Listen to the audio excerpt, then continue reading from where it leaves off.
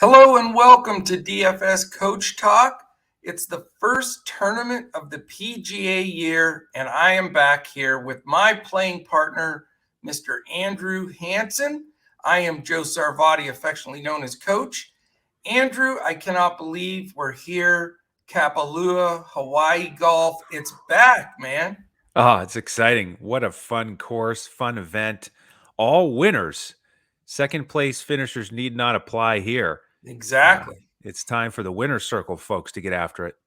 Definitely. So I'd like to start off just by welcoming our listeners. I'm sure we have some PGA listeners carrying over from the last year and a half, or if you're brand new, welcome to the show. What we do every week is we put out a podcast on Wednesday for everybody to check out for the full tournament for that week. And then if you're a member at DFS Coach Talk, then you will get lineups tonight, a clipboard for Draftkings, full lineups for Fanduel and Yahoo. And then we also go back in with our members on Fridays, which is either redemption or pile-on day, depending on where we stand after the first 2 days. Easier this time, though, Andrew, with no cut. So we won't have to sweat that part of it. But on Fridays, we also put out lineups, clipboard for DK, same thing, lineups for Yahoo and Fanduel for the weekend only, which ends up those tournaments get really just as much or more participants in those contests as well. So that's what we'll do every week for the season. We're both golfers. We love the game, love watching the game. So we just have a lot of fun on this podcast. And Andrew's been so busy with the NFL and I've been so busy with the NBA. We haven't done as many podcasts together as usual. So I've looked forward to this one, Andrew. Yeah, and the golf took a bit of a hiatus in December with the holidays, but it's time to gear back up. And you mentioned us playing, and it's true. And I do have to mention, Coach, it looks like the Northeast in my screen here today because it's dark and cloudy and rainy. And it doesn't feel like golf season, but it will be on TV. And I'm going to play an indoor golf league this year Oh, starting wow. tomorrow. So I'm really excited about golf here to get playing it, watching it, and fired up. That's fantastic. Well, as you know, I just got back to Texas late last night, and man, sunshine, not a cloud in the sky, 50s. I mean, this is golf weather. I may have to get out and smack it around. Yeah, you could actually play outside. I'm forced to play inside, but we'll both be watching, on the screen in Hawaii starting Well, in the afternoon. It's a late start. yeah. By the way, before I forget, it's interesting. FanDuel locks at 6 a.m. Eastern. DraftKings locks at 2, I think it's 2:35 p.m. Eastern. Yeah. So make your FanDuel lineups tonight and reserve your DraftKings lineups, but you've got some more time to play with those on Thursday. Yeah, and keep an eye on it because what's happened in the past is they changed that lock time. Yep. I've noticed they put it up there and they put it early and then they'll change it to a more realistic time. I don't know why they don't just do that on the get-go, but keep an eye. You don't want to get shut out. And I'll tell you, I was looking, Andrew. I got in my contests early this morning, and there were quite a few people entered. I think people are fired up for some golf. And like you mentioned, I mean, on the East Coast, and I'm Central Time, so even for me, it's prime time, like 6 to 10 p.m. of watching live golf. So I'll have the multiple screens going with basketball and golf. That's for sure. You have to. No doubt. Well, good to see you, man. I'm excited for the pod and getting this going. To set the stage here, it's the Sentry Tournament of Champions. It's at the Plantation Course at Kapalua. It's in Maui, Hawaii, a place that I have been and loved. Didn't play golf there, but I am going to next time I go. It's just gorgeous there. The nice part about this, it's like you said, all champions. And we have 38 of them entered as of right now. It's still morning, the day before the tournament tees off. But we have 38 players on the one and only par 73 that we get all season long. It is a healthy 75-96, which isn't out of the question for these guys anymore. Plus, it's a par 73, so we're going to get a lot of guys firing it deep, like we were talked about prior to the pod. it's gonna, a lot of it's gonna come down to putting, Andrew. And I'm glad we pulled those statistics, and I'm going to be talking about that because you have some huge greens and you have some wide fairways, so they're going to be bombing away, trying to slice down in that 75-96 yardage. Yeah, and some other things about this location is there is some elevation, so you get the ball flying a little bit farther, so the distance isn't as penalizing. And they also revamped the course a little bit a few years back, so it rolls a little bit faster, and those greens are a little bit faster. And like you said, they are bigger than average, and so I think that the putters do rise to the top here because it's a little bit easier with those wide fairways and big greens to get onto the putting surface. And so it does come down to who really gets hot with the putter and goes low. The scoring average last year was 69.315. So that's almost 4 under par per guy per round. So you got to get birdies and eagles. So that's one of the stats I did look at. Yeah, I'm with you. And, you're going to see a lot of eagle putt attempts, and, it's going to probably take that -20 to -25 kind of red hot score to win it. So we definitely want to, find some guys we think that are going to be hot. Couple things before we get started here. Again, if you're new to watching this, we welcome you. We're going to be here for every tournament. You can join us, dfscoachtalk.com. Go there. We have all kinds of different memberships. If you want to just dip your toe in the water, we have a 3-day $10 membership that you can check out. We're also going to have some memberships announced here later this week for PGA, for second half NBA, all kinds of things coming out. But we'd love to have you join us. If you're watching this on YouTube right now, please, a quick thumbs up, hit the subscribe button, a little comment there. The combination of those three really helps us move up the algorithm on YouTube. And while you're at it, hit that alert button in the upper corner. This way, every time one of our podcast posts, which we have right now 7 in front of the paywall per week in NBA, this PGA podcast weekly, and then 3 NFL podcasts as well. So we've got all kinds of activity there. We'd love to have you join us and check it out. All right. A couple of things I wanted to mention, Andrew. Did you see the story about Berger and Hovland? They have not gotten their clubs yet. Yeah, I heard about Berger. I didn't know it was Hovland as well. Yes, I was reading it here right before we got on the pod. And, when we've all gone on golf trips, and if those clubs don't show up, you're in utter panic because everything you've got is in that golf bag for golf. So I'm interested to see if they get their clubs. Now, Berger and Hovland are awesome. They probably could play with like putt clubs and do well, but not having your bag, man, that's something to discuss, Oh, that's huge. I mean, these golfers are dialed in down to the ounce on all their clubs. So they do need those to probably be at their biggest comfort level and top performance. But like you said, they could pull random clubs out of a random garage on the island and probably do just fine. Yeah. But we'll keep that story alive in Discord, make sure, because if you're on the fence with either guy, it's certainly something to consider. Other thing that I thought was phenomenal is ESPN Plus is really handling, our Disney buddies there have really upped the game. If you're an ESPN Plus, if you get that, I'm subscribed to that as well. I think you are also, Andrew. Yeah. They're going to show a lot more information, coverage of the holes, the par threes. They're going to have 6 different feeds. They're going to follow the best groups. So you're going to get a lot more coverage of the guys that you want to see that you have rostered. So that's a huge piece of news. Yeah, and it's about time. I mean, with the way that folks want to consume sports and with an increase in DFS and regular betting on golf, people want to see all the action, and it can be a little slow if you're just one shot at a time and you have no choice. So it's smart of the networks to go in that direction, and it's going to be even more fun to watch. Yeah, I can't wait. I am definitely pumped. And it also makes it easier because I could, like, for these tournaments, I can watch the NBA on the TV and the golf on the computer, and a little bit easier to bank both of them. But super excited. All right, well, we're going to dive into this. A couple of things I wanted to mention that I pulled out because we have, these guys have played at Kapalua every year. And I wanted to look at recency because that's something that really helped me last year.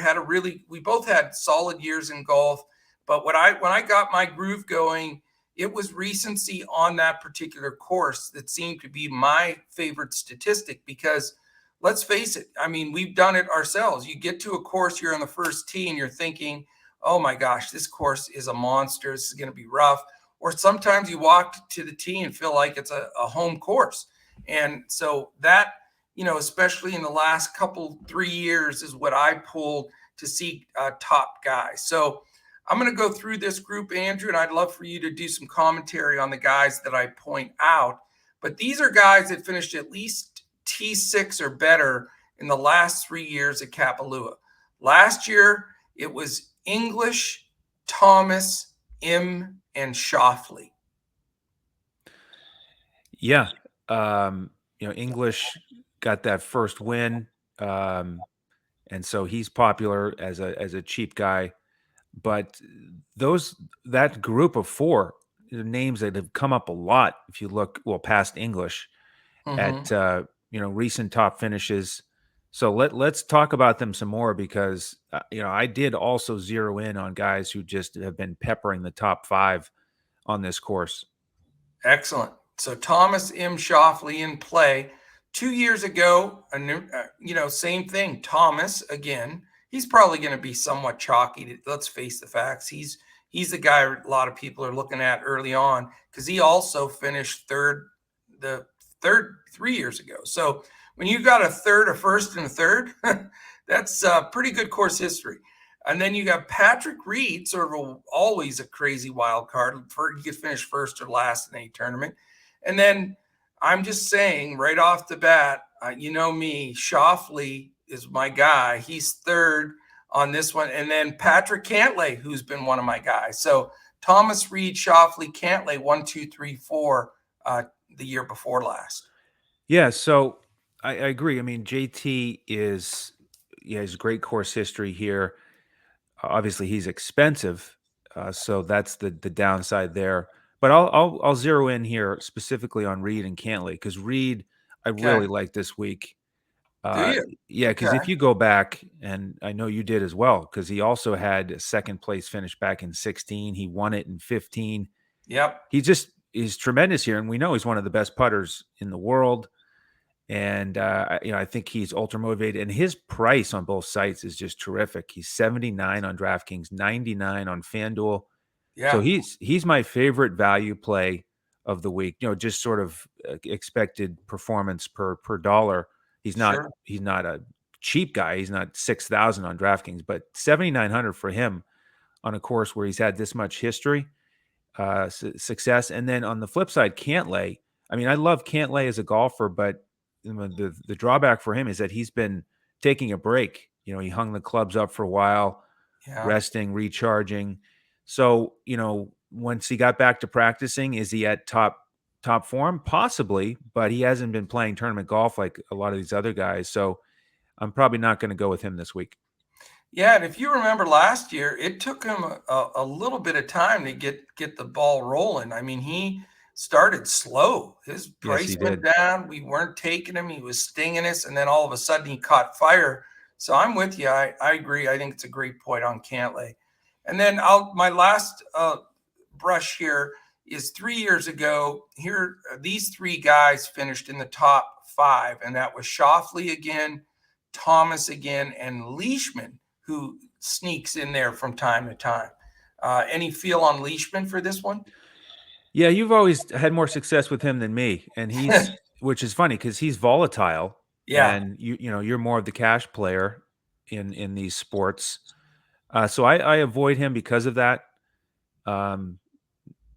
So you're probably the better guy to ask there. But so I'm more on Shoffley out of that group, who I know he's one of your favorites and mine as well. I like the trend that he's on.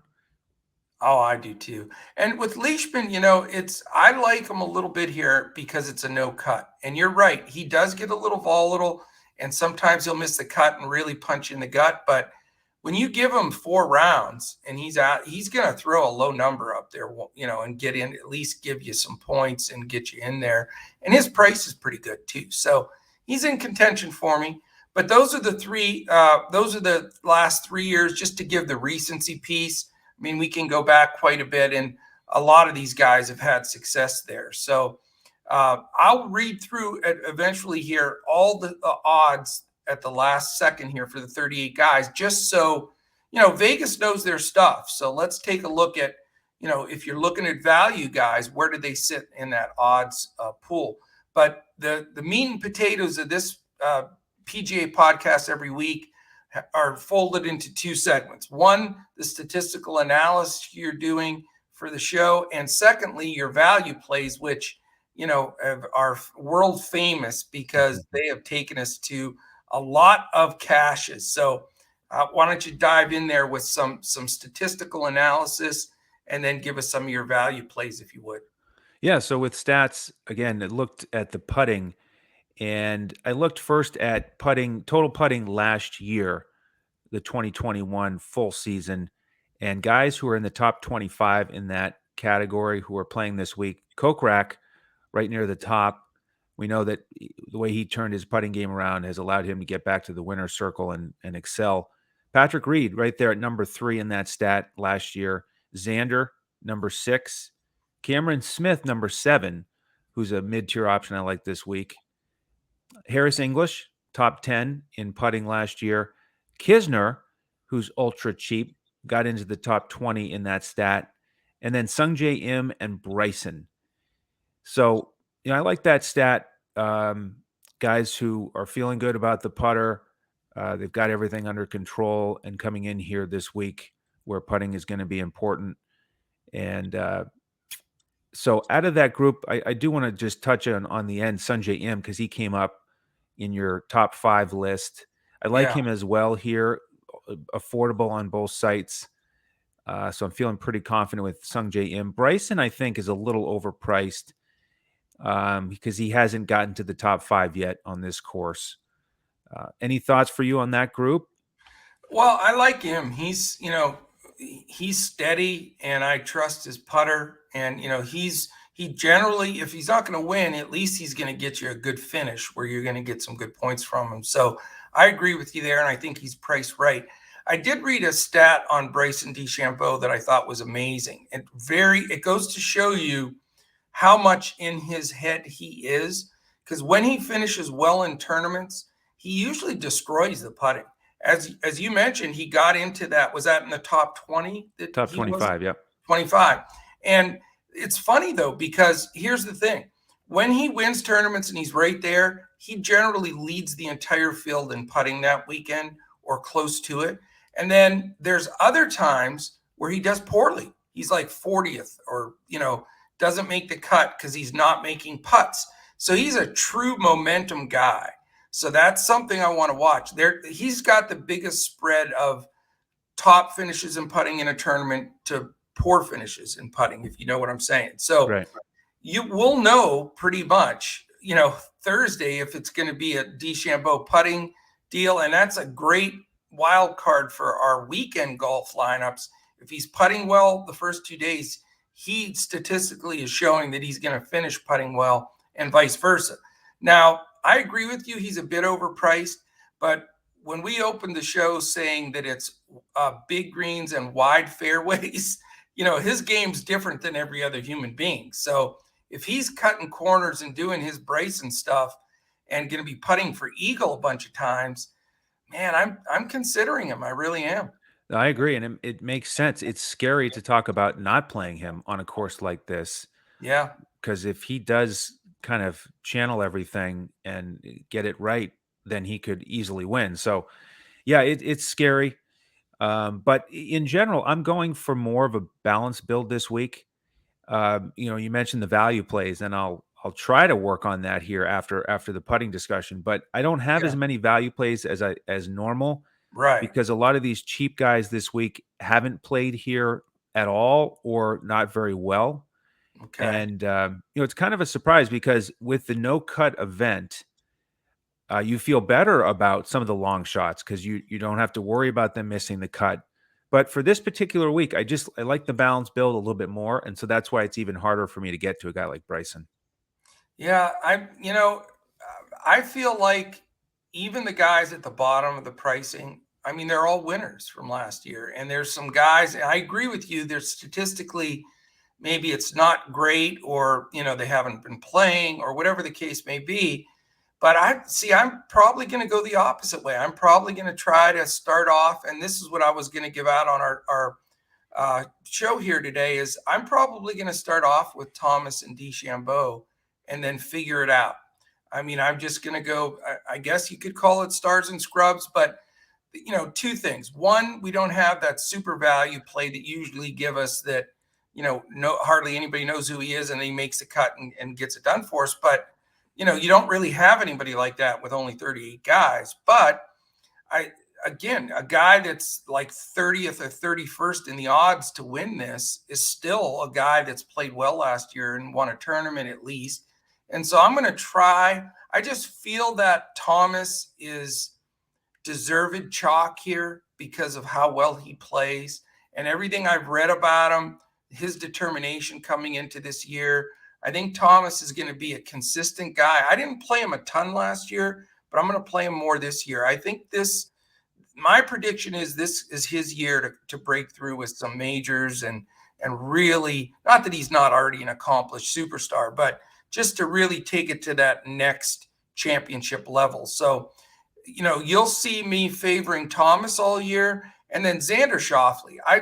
I'll tell you what, right now, if I had to, if you said you take one guy for $1 million, I'd take Schauffele. I mean, he's got such a phenomenal game. His length, his irons, his putting. I mean, I don't see a weakness with this guy.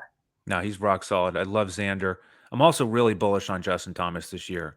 I Good. just think he's trending in the right direction. He is determined, like you said. Teaming up with Bones, I think, is tremendous for him. Great. So Yeah. out of JT and Bryson this week, I do like JT more, especially as a cash play. Bryson, I think, is a little bit more GPP, but again, I see the attraction to him on this course. So let me hit putting. One more thing with putting, Coach, Okay. is I looked at the putting stats from this current season, which is obviously we're just getting into it. Some guys didn't really play this fall. Some guys played 4 or 5 events. So the sample size is a lot smaller, but I wanted to look at guys who are putting well this fall coming in. So there's 6 guys who are playing this week who are in the top 50 for total putting in 2022, led by Cameron Smith. Again, mentioned him on the last list. Joel Damon. Okay, so here's a potential value play. He's Wow. second highest ranked in total putting who's playing this week.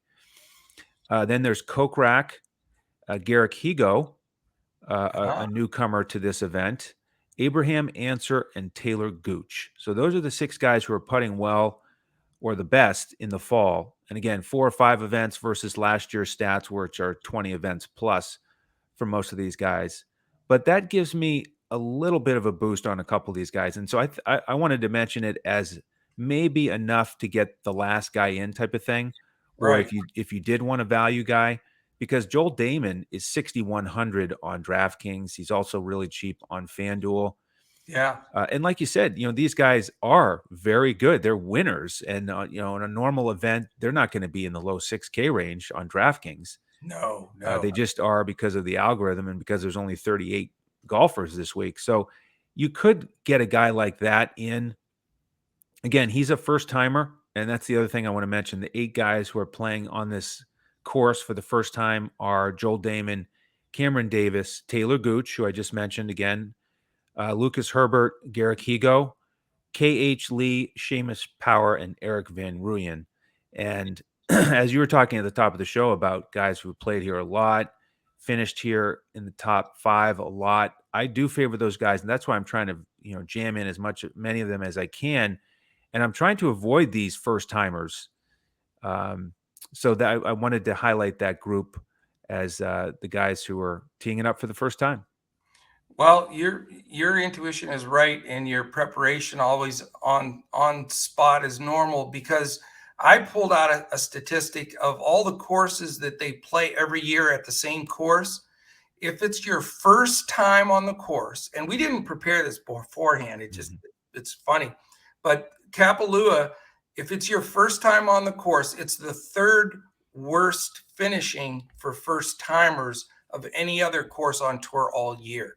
So there's a massive not course knowledge for being in there. And yes, those guys out there playing practice rounds and everything else, but when you got the ropes up, all the people, and it's the course setup's going to be different in those days than it is for practice rounds. That's the real deal. And it's a real true statistical piece here when you're talking about all the events, and now there's like 35 events, that this is the third toughest for newcomers. That is a statistic that I'm using huge. And the 8 guys that you mentioned, I'm not playing any of them, because I have that statistic in my pocket. And a couple of those guys are going to get some ownership because they're cheaper, but I'm going to avoid them. I mean, stats don't lie when it comes to golf. That's for darn sure.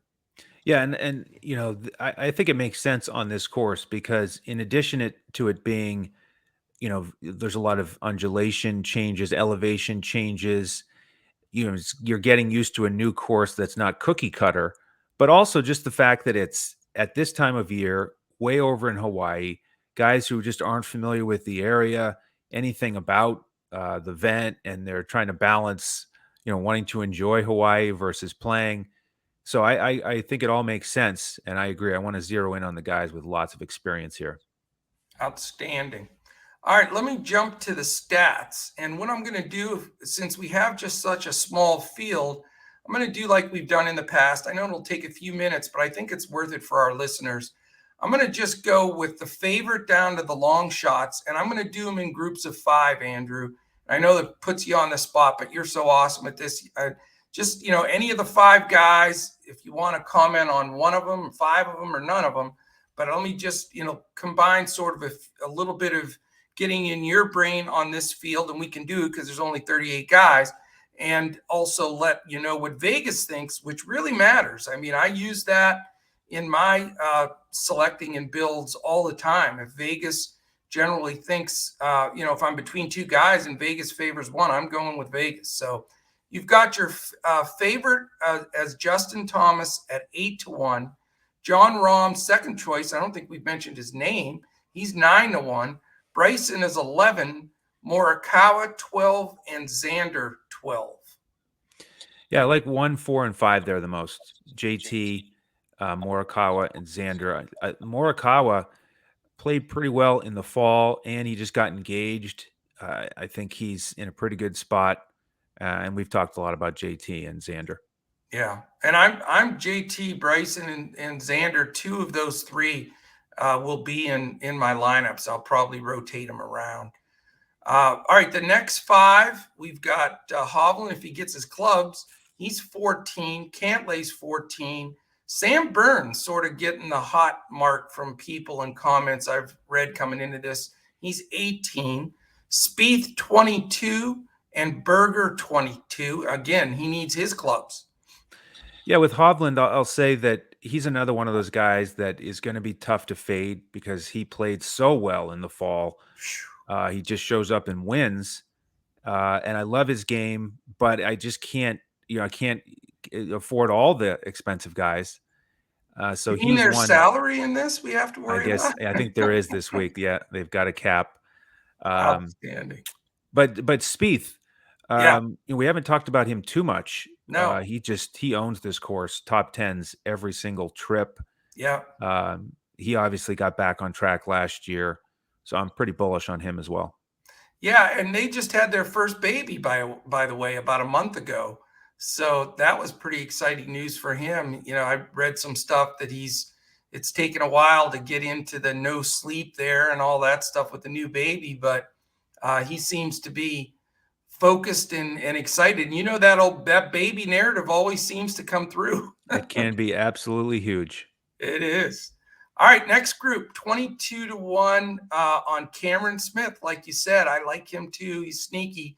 28 on Finau. Your man, you may put a few shekels on, 28-1 on Patrick Reed. Sunjay M also 28. And another guy we haven't mentioned that has potential to sweep a field, Hideki Matsuyama at 30. Yeah, I really like that group. 4 out of 5.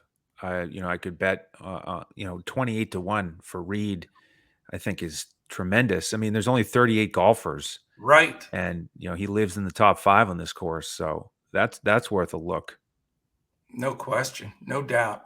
All right, next group, Brooks Koepka, 33, Abraham Answer, 35, Jason Kokrak, who I'm considering, by the way, 35, my man Mark Leishman at 40, and then Taylor Gooch at 40. Yeah, so I should mention Koepka since he's our thumbnail. I And know. he's smiling. So I like the picture because it kind of represents all these guys who've got to be pretty excited to be in this spot, the guaranteed paycheck in those conditions. And he, sort of interesting, his pricing on DraftKings. I just thought it was interesting that you've got, Hovland is 10,000 and Shoffley's 95. And then before you know it, 3 or 4 players later, you're down at Koepka at 8,500. Yeah. And again, it's just the way that these algorithms work. You get a guy with that much talent at 8,500. But we know that it's not a major. He probably hasn't been practicing much. So I probably won't go to him. But I do think, he's also trending in the right direction because obviously he's been fighting his health. So that's another reason I like that thumbnail of him smiling. But that's just a price that jumped out at me. Brooks Koepka at 8,500 on DraftKings. That's just something you don't see. No, you don't. And it'll be fun to see how he's doing. I mean, that knee gave him trouble on and off throughout the year. Maybe he rested up and could come out. He certainly has as much raw talent as anybody. Absolutely. Yeah, the rest of that group, not Good. as interesting to me. Yeah, a lot of first timers too. All right, next group, Harris English, 45. How about that? Kevin Na, 66. Billy Horschel, 70. Your buddy Seamus Power, the switch hitter, 75. And a guy that I've played a lot and also had my biggest win last year with is Max Homa at 80. Yeah, so this is the group you're going to have to really start to get into if you want to go with 2 or 3 of the studs. You're going to have to get into one of these guys. Na is somebody who really hasn't done much here, and he's one of the few guys where the length of this course I think can be a bit of an issue. Yeah. Hovland has played here a lot, which I like. He hasn't peppered the top 5. He's been more in the teens, 11 to 15. You mean Horschel? Yeah, Horschel. What did I say? Hovland. Oh, sorry. Yeah, Horschel, exactly. If Hovland was 70-1, I'd be empty in the count right now. Yes, thank you. Billy Horschel. Yeah. So he's the one that's most interesting to me in that group because I think he's fine with the length. He's got lots of experience here. Yeah. And I think he's most likely to break through and get a top 10. I agree. All right, next, almost the end here. Siwu Kim, 85. Lucas Herbert, 100. Cam Davis, 110. Van Rooyen, 125. Higo, 125. Damon, 150. Who was the last one? Damon, your man. Okay. Damon. Yeah, so Siwu Kim has played here before. We always talk about him as a volatile GPP option. Yep. So I wouldn't mind going there if I had to with that group. Okay. I do like Damon a little bit with the flat stick. And then Higo, he's been putting better. I just want to mention a reminder that, after his win last year, he really struggled. Yeah. So he missed cuts. Yeah. So, kind of a wait and see for him to see if he's in better form this year. Definitely. All right, then we've got K.H. Lee, 150. Somebody by the name of Phil Mickelson at 150. Brandon Grace, 150. Kevin Kisner, 150. I'm going to finish it off. Matt Jones, 150. And then your buddy Stuart Sink, 200. Lucas Glover, 200. There you go. Yeah, not too fired up about that group. Trying to avoid it. K.H. Lee, First timer. But putting, he's in the top 100 this year. So if you want some stat to feel good about, as a minimum price player on DraftKings, he can be streaky. So maybe, or if you go with the trusted Phil, it's hard to go wrong with him at his price. What about Kistner? I had him in my initial build as a cheapie. Yeah, he's tempting because he did get back to that top 20 spot in putting last year, Right. but hasn't done it on this course. Yeah. And he's had multiple opportunities, so don't feel great about him. Oh, shoot, I've got to find some value. It's It's tough. big. We don't have, when you have these gigantic fields, it's easy to pluck a few out, but with just 38 guys, it's not easy. That's for Yep. sure. Outstanding. All right, what else you got there, Mr. Andrew? I think that's it. All let's right. let's tee it up and go. Tee it up and go. I'm going with, like I say, my guy to win it. I think Justin Thomas is definitely worth the chalkiness. You and I fade chalk constantly in golf, but he's going to be so hard to fade. And I know it's risky and as a cash player, but man, Bryson, I just don't know if I can get away from him. I see him putting for eagles constantly on this course, and if even the putter is just not even like red hot, just decent, then I think he could have give it a run. Yeah, I agree completely. The question is just going to be, what does the rest of the lineup look like? So I'm looking forward to it. I like these events. It's fun strategy, and also interesting that it sounds like you're trending more towards stars and scrubs, and I'm looking more balanced this week. It's usually the reverse. I know it. We'll see how it plays out. Yeah, and there's lots of ways you can win it, lots of combinations. So maybe both will work in this one, but fantastic. Well, terrific. It is great to be back with you on here, Andrew. I may go out and hit a few golf balls here, not to rub it in, but you got a nice indoor league. It Nothing hurts. wrong with that. Yeah. It's not the same as hitting at a screen, but you got to do what you got to do. You do, for sure. Well, we appreciate everybody listening in. Again, if you can like, subscribe, give us a comment on YouTube, give us a 5 stars and a quick comment on any of the audio podcast landing spots. We would really appreciate it. We'll be back every Wednesday from here till the golf season goes all the way till the holidays next year, Thanksgiving time. So we'll be here every week covering PGA for DFS. So appreciate you listening in, and we certainly will be back again next week when we look to crush it in PGA DFS.